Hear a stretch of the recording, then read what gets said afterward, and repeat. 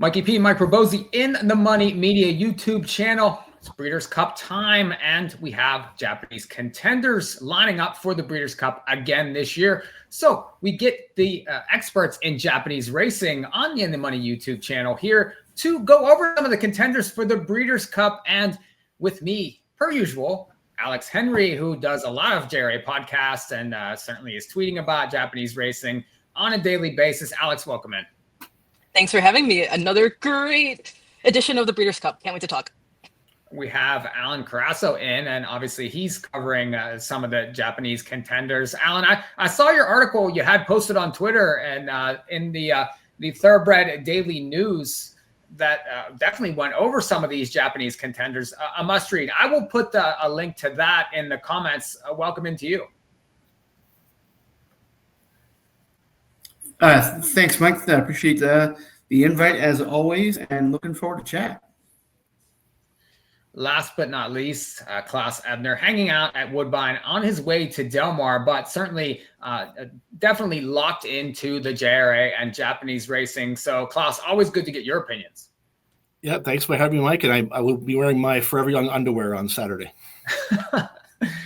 Well, Forever Young, of course, a contender in this year's Classic. Again, no stranger to American racing. We'll get to him, but we have the 2-year-olds were in full force last year from the Japanese contingent, but we only have one this year showing up, and a horse by the name of Switch in Love. It's a 2-year-old filly. She's in the Juvenile fillies turf. I'll switch to a replay here of her and her latest race. But Klaus, talk about this 2-year-old. The 2-year-olds last year really didn't perform certainly up to what were expected. There was a lot of short prices last year. What do you think of this one's chances this year coming in? I think it's very interesting. You know, you have a very lightly raced daughter of Contrail. I guess that's the big thing we can say is the hype around the Contrail and his offspring. This one looks to be pretty good. Has only 2 career starts so far. You're showing right now the last start, which is the running of the Nyoji Giku Stakes, and that was at Hanshin that day, going right-handed. I think the only challenge I guess you're going to see about this one is the fact that she was very keen. There is some pace in this race, so just got to really at the end of the day figure out, well, will she be more relaxed in here? Obviously, as we say per usual, in Yahagi we trust, and certainly he's sending this one over with a big chance in this race. Alex, she's 20-1 morning line, and again, I mentioned lots of shorter prices last year, and a lot of expectations for the Japanese 2-year-olds this year. Obviously, after last year's really tough showing, they bring one. But do you think with her speed that she might have a puncher's chance in here? You know, I think that's what they're going to try to do. Go to the lead and try to hold on as long as possible. It didn't quite work out for her in her last start. She beat a pretty quality filly in the last, but you know what? Her figures aren't too bad. They're pretty much on par, if not a little better than the 2-year-olds we saw last year that came over. So I definitely wouldn't leave her off of at least a win bet. Yeah, agreed. I mean, then you see her in the finishing up that race, and she was sharp in there, especially early, and she was just overcome late. But I thought raced pretty well, especially second lifetime start there. Alan, what's your take on this filly? Yeah, I mean, she's interesting, of course. Like Klaus said, it's Yahagi, it's Sakai. So, I think you take some solace in the fact they know how to win races here. Obviously, they know how to win races at Del Mar. She's got the left-handed experience at Tokyo on debut, where she had to dig down late and forge past that rival. So I wouldn't rule her out completely. I do think that she's going to be ridden for speed. Interestingly, her second dam is Switch, who some might remember, a quite American filly, who was a Grade 1 winner here over 7 furlongs. So she's got some American pedigree, albeit dirt pedigree. But this is a mare by Galileo, by Triple Crown winner, so you couldn't rule it out completely. Probably going to find a couple too good for her, but nice to see them. Nice to see a third Yahagi in the mix. Certainly going to get a price on her for Friday. Well, let's go to Saturday, and we have several entrants in on Saturday, starting with the turf sprint, and there's 2 entered in there from the Japanese contingent. One is on the also eligibles, and she is actually entered on Friday in a listed stake race. If you look to Friday, she's listed in the 4th race on Friday there, and that's Puro Magic. She's 4-1 in that race. She's entered also in the turf sprint on Saturday, and obviously she's also eligible. She would be from the outside post, first to get in. So who knows? We might catch a scratch in there with her. Guys, quickly, do you give her any shot if she would draw into the main field, or would you would prefer her maybe in that listed spot on Friday? Alan, back to you. I'll let you get the first word on this one. Well, I happen to be one of the world's biggest fans of Queen Maxima, so I'm almost rooting that she Pure Magic runs here instead. I mean, she's quality, she's quick, and honestly, the form from the Sprinter Stakes doesn't look great. She was beaten 3 lengths into 8th, but just a pretty strong race. June Blair's a nice, a fast American Pharaoh filly, and Pure Magic hung in there. Her start prior to that, which was over the 5 furlongs, I mean, she only clocked 53-3 at Niigata, which is it's a very fast course there on the straight 5 there. And as Klaus pointed out, it is a straight course, does not have a turn there. So when speed horses draw outside like that, they have only one way of going anyways. She's going to get sent, so I wouldn't rule her out completely if she drew in. Probably the more accomplished and more bettable of the two is Invincible Papa. We'll get to him in a second. Klaus, your take on Pure Magic. Would you be interested in her in the main race, maybe in that listed race a little bit more, or not at all? I think she has points of merit in here. If she makes it into the Breeders' Cup Turf Sprint, the problem I just have with her is just what are they going to do? At least, Oisin Murphy has experience riding her. He rode her in the Alcaz Sprint back at Maidan, so he has some, experience with her.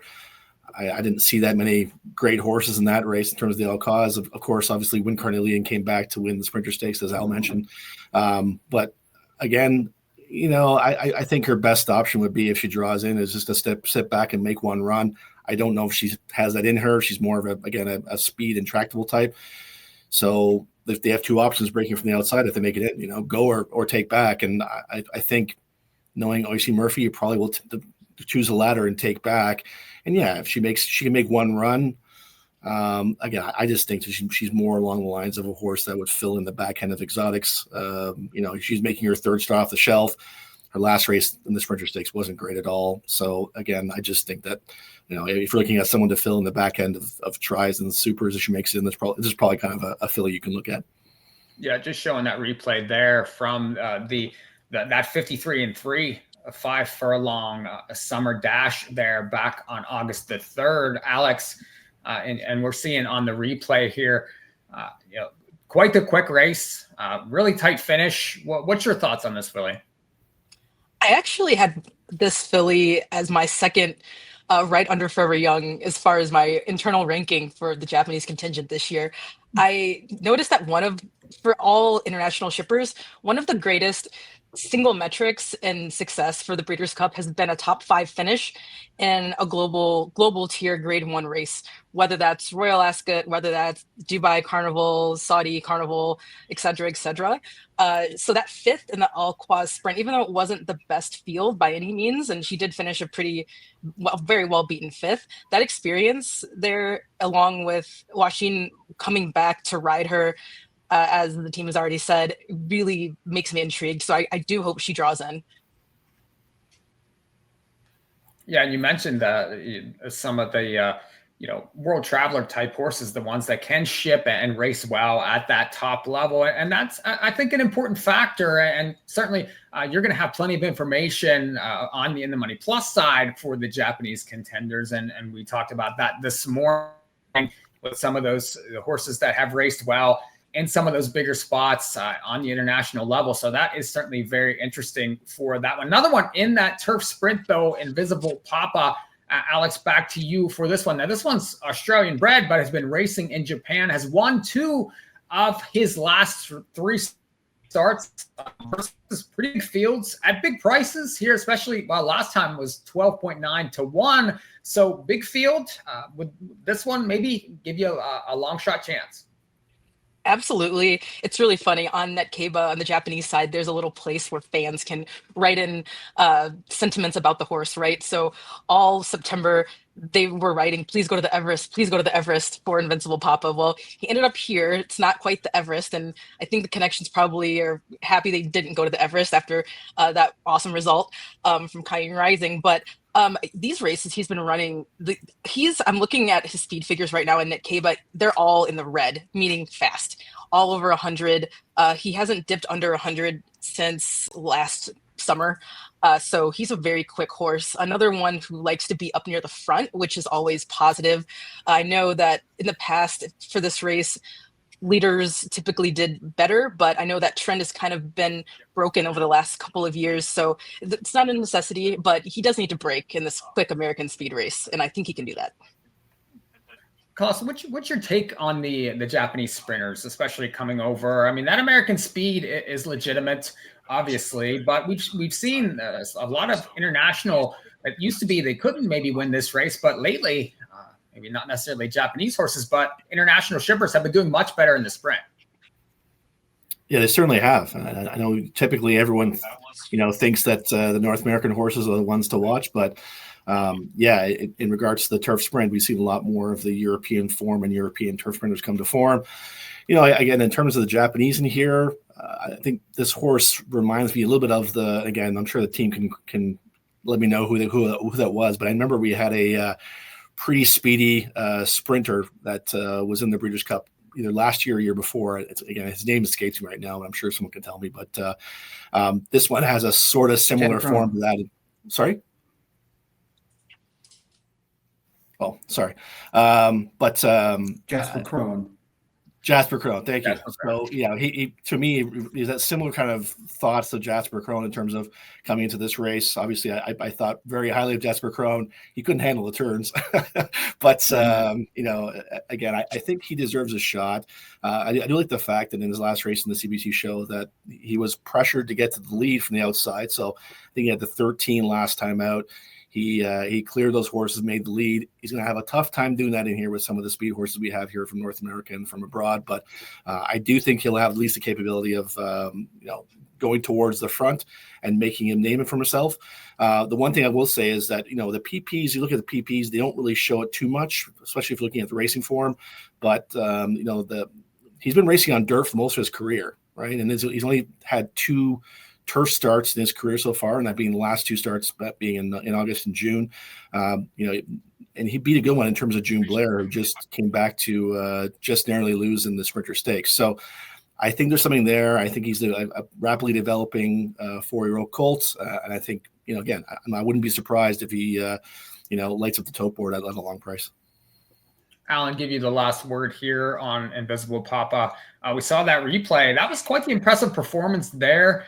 Can this one ship in here, especially with that speed, and maybe work out the right trip?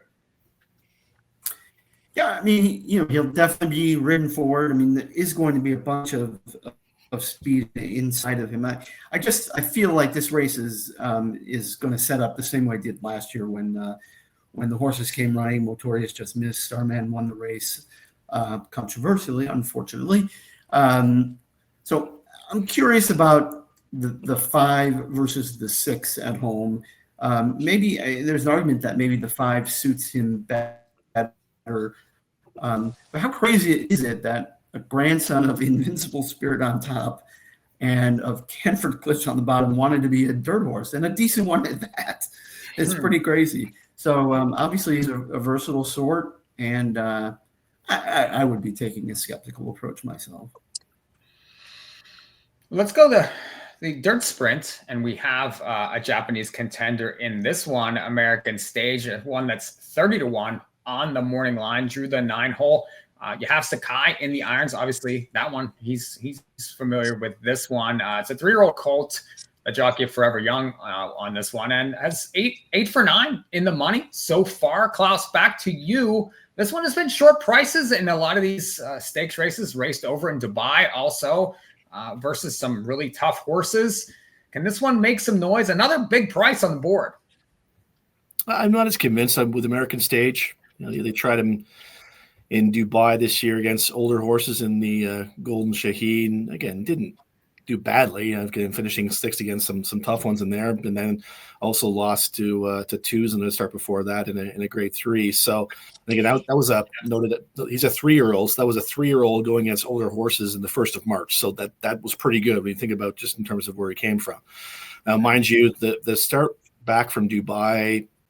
Again, I know it's probably a means to an end for Yohagi, and he probably knows what his mind frame was in terms of getting a horse to the Breeders' Cup. So that race back on October 5th at Kyoto, he should have won that race, in my opinion. No excuses. He lost to Tagonomis by a neck that day. Again, I didn't see any excuse. Like, he ran his race and just didn't fire. Sure, you could say it's muddy, but looking back at his PPs, he won on the slot before. So, he is a developing 3-year-old. Listen, he's bred to be very good, being by Intermission out of a Warriors Reward mare. So, and also a $500,000 purchase. So trust me, the money's there. They think this one's a good one. So, yeah, I think he'll make his presence felt early. I just don't know if he's good enough. Alan, the fact that they showed up in Dubai to enter the Golden Shaheen with this one, especially as a 3-year-old, and this horse hasn't disgraced himself. those races in Dubai were pretty sharp. Now, got the prep last time. I know Klaus thinks he should have won it, but maybe this was the ultimate goal.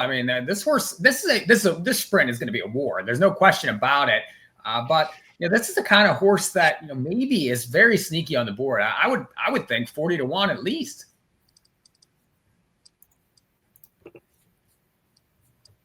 He'll certainly be a big price, and he'll certainly be ridden for speed, you would think, again, by Sakai. I thought, all things equal, like Klaus pointed out, to ask a 3-year-old colt on the 1st of March to take on a champion horse like Tuz. And he really ran hard and tried extremely hard in that race. Got second. It's doubtful he makes the Golden Shaheen if he finishes 3rd in that race. So I thought it was a very credible run. His Golden Shaheen, he was beaten 3.5 lengths to some of the best sprinters in the world. Dark Saffron freaked that day. Nakatomi's in this race, and Tuz is the king of Maidhan. I'm a little more inclined to be more forgiving for the comebacker, and I think he went pretty hard. And somebody who knows Japanese racing really, really well says that the right kind of horse to bring to America is one that handles the rain-affected track in Japan. So I wouldn't give him an excuse for the mud. I think the mud actually helps. It definitely speeds up the tracks. That you routinely see quicker times on tracks that are muddy or sloppy or good. So I don't think that, I think I'm willing to forgive him off a 6-month layoff. He did all the dirty work and just gave way in the last couple of strides. I think he can improve for that. Whether that's good enough is another question, and I kind of doubt that as well. Alex, I know you like these World Travelers. How did this one stack up on numbers on the stuff that you're doing? So he fits. His last race was his best speed figure according to Netkeba. He ran a 108. Our calculations from In the Money Media that puts him around 100 on the buyer scale. I will forgive as well. I'm a little skeptical after being burned last year by Jasper Krohn as well, but I'll forgive him this time. As Alan mentioned, that was a 6-month layoff he was coming off of. And looking at his weight, he was 516 kilograms as of October 5th. And his last winning weight was 506. So he gained about 22 pounds, about 10 kilograms here. And that oftentimes could be an indicator he wasn't totally tightened up for that race. So I'm sure there's been a lot of tightening done in the last 4 weeks for this target for the Breeders' Cup Sprint. Also want to mention a fun little fact. In the Dubai Golden Shaheen, where he finished 6th, his half brother was in the race, Super Chow. They're actually half siblings. So he has the potential to love American dirt, just like his half brother. Super Chow didn't. He finished better than his brother in this race. Super Chow didn't fire at all. But he is a multiple stakes winner. And I think multiple graded stakes winner, if I'm not mistaken. The Hutcherson is still a graded stake race. So just a little tidbit there. I play smarter. I invest with Morning Line. you build your stable. When they race, you earn. Buy, sell, trade, anytime. Morning Line. Own the game. Very interesting for sure. And that one, another big price to be looking at in the sprint there on Saturday. Well, let's go to Distaff now. And we have a horse that raced here last year, and Alice Verite finished fourth in the Breeders' Cup Distaff. 2 Torpedo Anna was off slow early, ended up rallying to be fourth in that spot. Alex, the fact now this year, really the results have been not great, certainly, but they're back here. They've made money here in the past. We know that she's raced well over the racetrack. She's another one, 20-1 Morning Line. Hey, if they're going to do it again, make magic, if the team's going to make magic again this year for Team Japan, it could be in this race. With the defection of Torpedo Anna, several other big names that were heavy hitters in the beginning of the year, this race has kind of come up a little bit strange, and I don't really trust the chalk.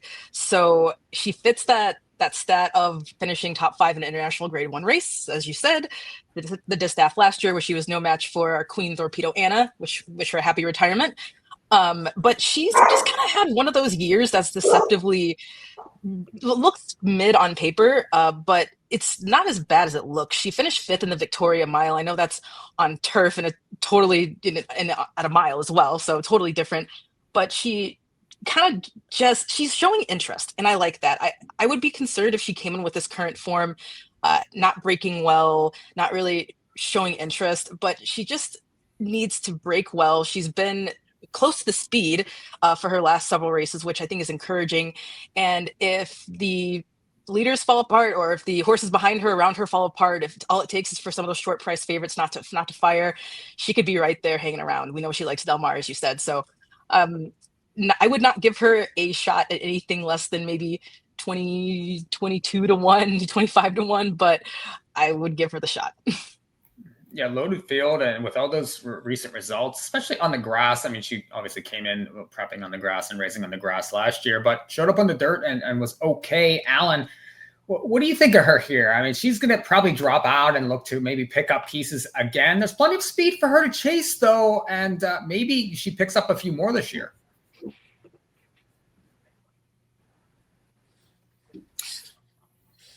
So if you go back and watch the Victoria Mile, this mare is a burner. And I think that the prevailing wisdom last year was that people were A, shocked that she ran fourth, and B, shocked that she didn't make the lead, because she is fast. She was a tearaway in the Victoria Mile. She was 6 lengths clear of them as turning in the stretch, and at one point looked dangerous to go all the way. I would be surprised if they didn't kick her away from there and ride her for speed. I know there's other speed signed on, but I feel like the best chance is to kick her away from there and let her go and see how far she'll go. It is a substandard renewal of this staff, so you wouldn't be completely shocked by a surprise result. I think it would probably come from elsewhere, but I think she's going to give her backers about 1 minute and 25 seconds of enjoyment, and then call it a day.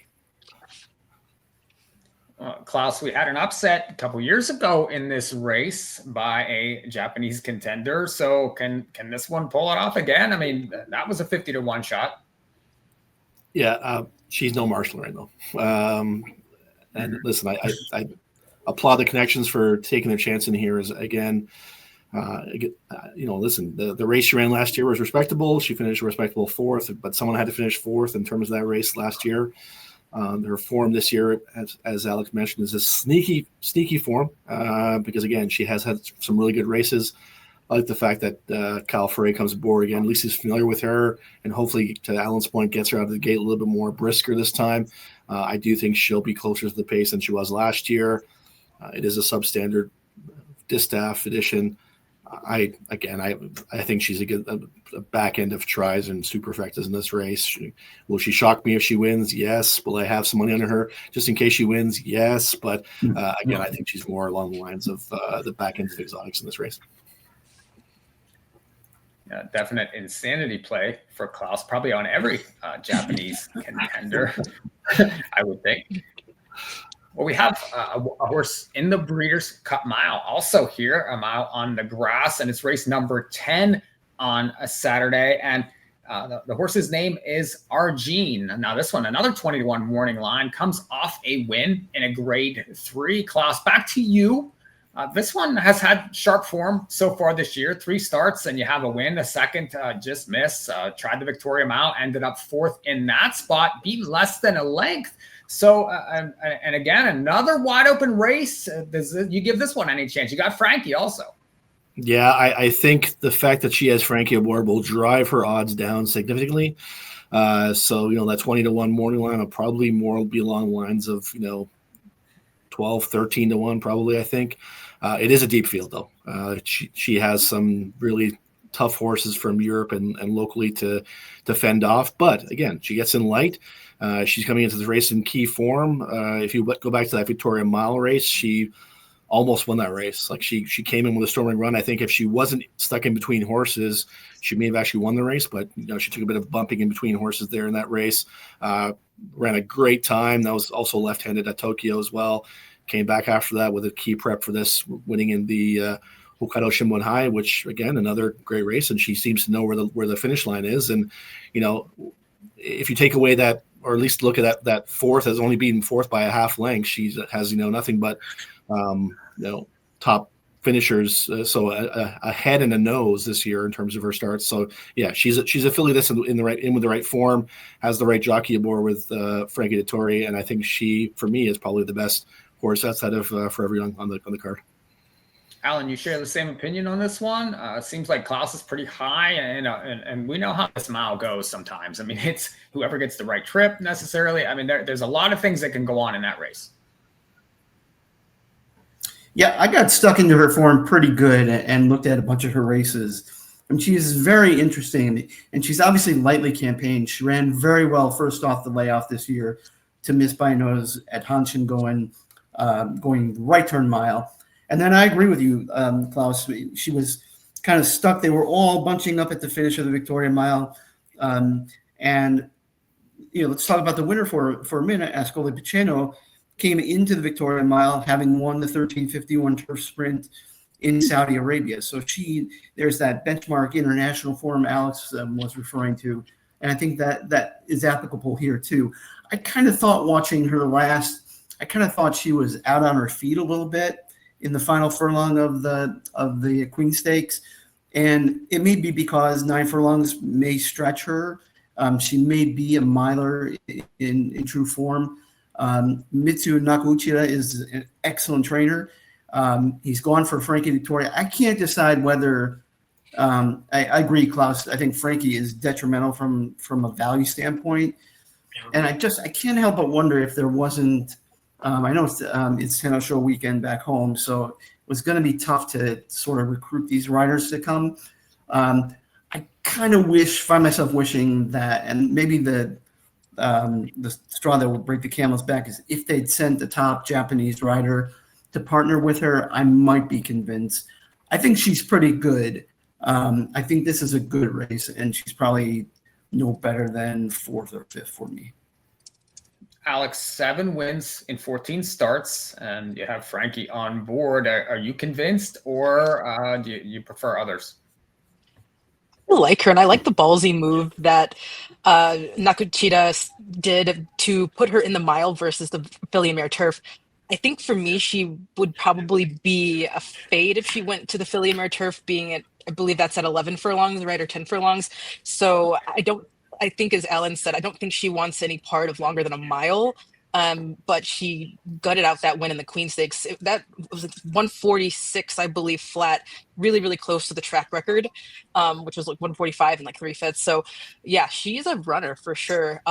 I do think pedigree-wise, so she's by Lord Kanaloa, who is a champion sprinter who has since thrown horses that can go classic distances. So, but with the right breeding, underneath her dam is by Deep Impact, one of my personal favorites, and Distance King. He can do it all. So I think that blend kind of topped her out at about a mile. But Really excited to see what she does here. Figures wise, she's really strong. She comes in having earned a 105 net Caba speed figure from the Queen Stakes, paired it with a 105 in the Victoria Mile as well. So I like to see paired figures this late in the season. So that's another plus.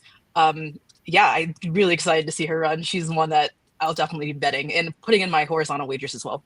Yeah, hearing you guys talk, I'm interested, especially, horses that are gutting out wins in distances that they're not necessarily wanting to win at, and they still find a way. Now you back up to a mile, they show up here. There's a lot to like there, especially at a big price, and that's going to be a very wide open race, but very interesting entrant there in the mile. Okay, main event now. All the one I'm sure everybody's been interested to hear about, but Forever Young is back in the Classic, and some news this morning. Obviously, we're recording this on Tuesday that Sovereignty has a fever, and there's some question that he might show up in the Classic. Well, Forever Young certainly has shown up in plenty of international races, and he again showed up at Del Mar for the Breeders' Cup Classic last year. Raced well to be third, but ended up losing to Sierra Leone and Fierceness. Obviously, he tried the Derby, finished third in that spot. So, Klaus, to you here, the main event, Forever Young. I'll ask you it this way: if Sovereignty's in, do you like him to still win the race? If he's out, certainly he moves way up on a lot of people's list. Yeah, I agree. I think that we've referenced it numerous times in this podcast already so far, but yeah, Hagi has a goal with Forever Young. He knew what he wanted to do. Obviously wanted to target some of the key big world grade 1 races on the dirt to start the year, being the Saudi Cup and Dubai World Cup. The Saudi Cup, we all know what he did there, chasing down Romantic Warrior, and probably one of the best races of the year, if not the best race of the year so far, running a career best time for him the day of that 128, and then people don't know, or people may not have heard the story about what happened with him in the Dubai World Cup, but I've never heard Yoshida Yohagi complain about things, but he was very upset with how things went down in the paddock for Forever Young in the Dubai World Cup. So I wouldn't hold that against him. The horse kind of lost his brain and lost himself in the paddock that day. So he wasn't very happy, went out to the track, and he kind of, did his thing. I think that also that race against Romantic Warrior gutted him out a little bit more for the Dubai World Cup. He had a long freshening, came back in with a respectable win in the Nippon TV High, and I think that's what Yohagi wanted. He wanted to prep for this race. I think on his best, he can pose a very strong challenge to the competition. I know that Sovereignty is the kind of the buzz horse right now, and we'll see what happens with his fever. But yeah, I think he's still in position to finish within the top 3 again this year. So, Klaus, real quick, just with him, I think he's very much a grinder, and I think that Saudi stretch really suits him very well, suits his style. He just keeps coming at you. Maybe last year Del Mar was up close to that pace just a little bit, and it was a hot one. He raced well, but that didn't suit his style. Do you think the short stretch bothers him? Do you think that maybe that's something that works against him here? I just think that last year as a 3-year-old, it was a long campaign for the guy. Mm-hmm. So when you think about it, he had to ship between Japan, Saudi, then to UAE, then to the Derby, then back home, then back to Japan and running there, then shipping back to the Breeders' Cup Classic and still ran third. I guarantee you, if you put that sort of travel on any other horse, they're also going to, obviously not give their best. I think this year he was pointed to this race intentionally. I think he'll have his best foot forward, if you want to call it that. And I think you're right, Mike. I think the being closer to the pace last year took a bit of this kick out with the starch. And I think that, again, this is a constant learning thing for Ryusuke Sakai. I think he's learning as he rides here. He's still a very young guy, and all this experience he's had throughout his career so far, and especially these big world-class grade 1 races, is only going to help him. And I think that, he'll have Forever Young ready to run his best race on Saturday. On to you here. We saw, I put the replay up of his prep race, and obviously he was well within himself and took care of business over there. Sets him up nicely for here. What's your take on him? And I want your thoughts. If Sovereignty's out of the race, does that change the way maybe that they ride this horse? Obviously, I think they want to get the jump on that one.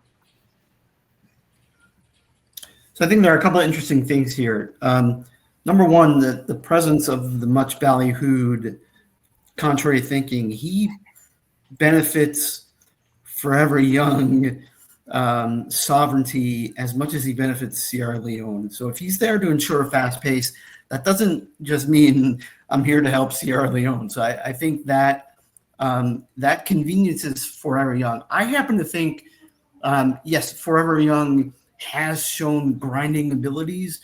I think arguably his best race here was the Derby, when he had a fast pace in front of him, got further back off of it, and still rallied. And you know, my pocketbook is still hurting.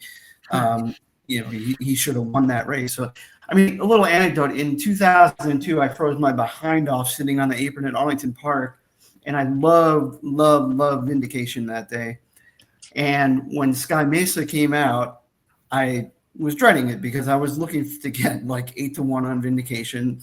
Was coming off a win at Turfway against Sky Mesa, sexier form, and then unfortunately Sky Mesa came out. Vindication won, paid 4-1. So listen, I hope Sovereignty's in this race. I want to bet my life savings, my grandson's savings, my kid's college fund. I want to bet him. I want to bet on Forever Young this year. I want to get 6-1 on him because there's too much hype about Sovereignty, Mindframe, Fiercest Journalism, Paisa. I think this is a unique opportunity to cash a really nice horse at a really nice price. Alex, you betting the house? You betting the life savings, or you know, maybe you're betting a little less? I'm betting my cats, betting my wedding ring. Okay. Let's see. Jeez, here we go. Betting my gaming PC. I'm so hyped, guys. Like, I think Sovereignty in the race or not, he's my horse. I'm not getting off of him now. Some folks were wondering, well, why did they choose to go to a race like the Nippon Television Cup, which is only a grade 2, versus run back in the Japan Dirt Classic? Listen, Yahagi-san knows what he has, and Ryusei Sakai knows exactly what sits underneath him. This horse has done no wrong, and I totally agree with the point that Klaus made. He lost his nuts, not literally, just figuratively, in the Dubai World Cup. Still ran great. And how many horses can you say would still run top 3 in a race like that? He cleared in the Nippon Television Cup last out. I want to just pull out some figs for us. In the Japan Dirt Classic last year, he ran a 1:14 at Cape time figure, so that scales to be, you know, in like the low 100s, mid 100s for the buyer range. And then last out in the grade 2 at Funabashi, he ran a 1:11, and Net Keba is listing that track as tiring. So the track index is -6. The more positive a number is, the more tiring the track is. The more negative, the faster the times typically are. So that was -6 is actually a pretty tiring track as far as times go, and still won like a good thing. So I'm not worried at all. He's gained a lot of weight. He's gone from being a horse that typically sits around 525, 530. He ended the year at 543 kilograms. He's now clocking it at 551. So that's showing, again, he probably gained some weight after his freshening, but he's a bigger, stronger colt now at 4. And I don't want to be staring him down in the final stretch. I'm super excited. Yeah, very classy individual, certainly. He's been there before. He's been close to these horses. And again, if everybody lines up, hopefully Sovereignty does as well. I think you're going to get an amazing price on him if you like him. So Alan's certainly betting every dollar he has. Alex is betting her wedding ring. I'm not sure what Klaus is doing. It's already gone. But everybody excited for Forever Young. Guys, this has been fantastic, actually. An excellent look at all these Japanese contenders here for this Breeders' Cup. Real quick, just give me a number. Over, under 1.5 wins for these Japanese horses this weekend. Alex, to you. 1.5. Over, under. Oh my gosh. So I'm sorry, I have to ask because I don't do a lot of this kind of betting. So if I say under, I'm thinking it's going to be 1 win. If I say over 1.5, it's okay. I'm feeling 1 win, so I'm going to say under. Under. Klaus? Let's go over. Why not? Over on the 1.5. He'll be cashing some tickets. Alan, you already have one you think is an absolute certainty. So can one of the others get it done? I would still go for the under. I think as a group, it's probably not the strongest Japanese contingent in history. I'm putting my eggs in the Forever Young basket, and I would say the under. Well, this has been a production of In the Money Media. Thanks to everybody here on this panel, Alan, Alex, Klaus. You guys are phenomenal. Definitely experts for these Japanese runners, and your opinions are certainly very, very well respected and needed come Breeders' Cup time. So look to talk to you guys very soon. Thanks, Mike. Thank you. Everybody enjoy the Breeders' Cup. Jump in on some of those Japanese contenders here. Maybe we can get more than one home. We'll see you guys soon.